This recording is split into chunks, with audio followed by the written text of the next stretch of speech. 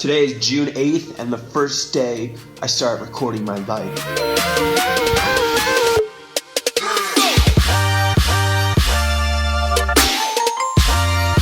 So Shunroi Suzuki was a priest in the 1960s. He came to America and he was a Zen Buddhist Japanese man. And he had this philosophy that he wrote about in his book, and it's called beginner's mind. It's not being a beginner in the sense that we normally think of the word as being new to something, a noob, whatever you want to call it. But beginner's mind is actually the mind of an expert. It's refusing to make assumptions about something that you don't know, and instead keeping your mind open to new things, and to never saying that you have mastered something, because once you say that, you're limiting yourself. You're going down a tunnel. So that is the concept of beginner's mind, and I really try to embody that.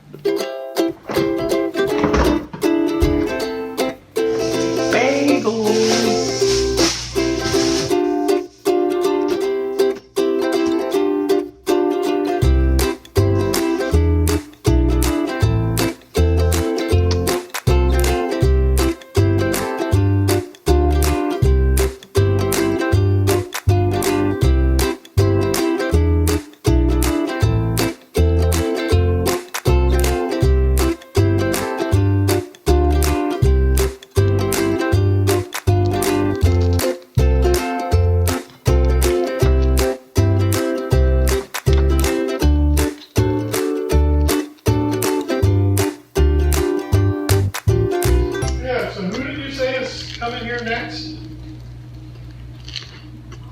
You say somebody's coming tonight? No, Philip, tomorrow. Wednesday. Wednesday. He's the guy from Washington. Decided to go for a bike ride because he's going a little crazy inside, you know. Happens. Let's go to Manhattan.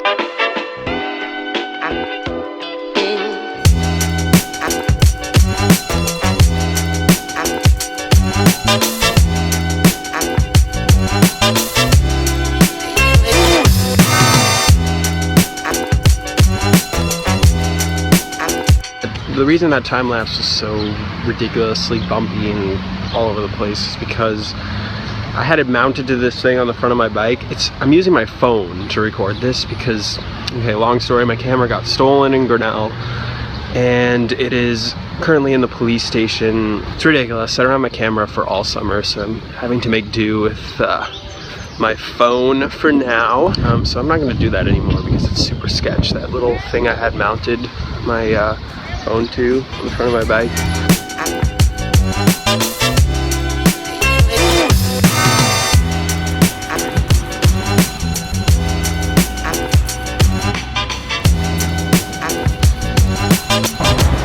Manhattan Bridge, baby, far superior to the Brooklyn Bridge in terms of bike path clarity, whereas with the Brooklyn Bridge you're competing with thousands of tourists.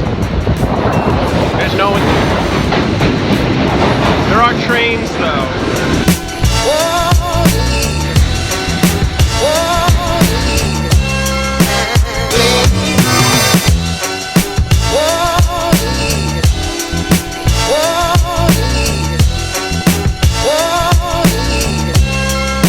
Every time I leave New York and come back, I lose that assertiveness that you need to survive in this place. If you don't go right now, you're gonna get run over or something bad's gonna happen.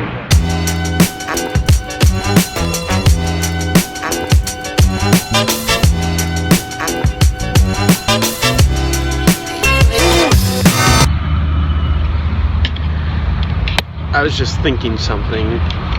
This city is both extremely intimate and also extremely unintimate at the same time.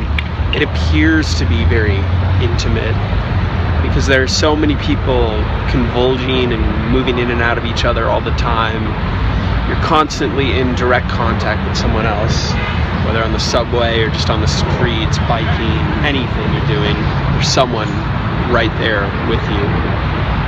Yet we rarely ever communicate with these people. Even just during my time traveling Europe, I noticed people would talk to one another even if they didn't know each other. There were a lot more street performers. It doesn't really happen here that much.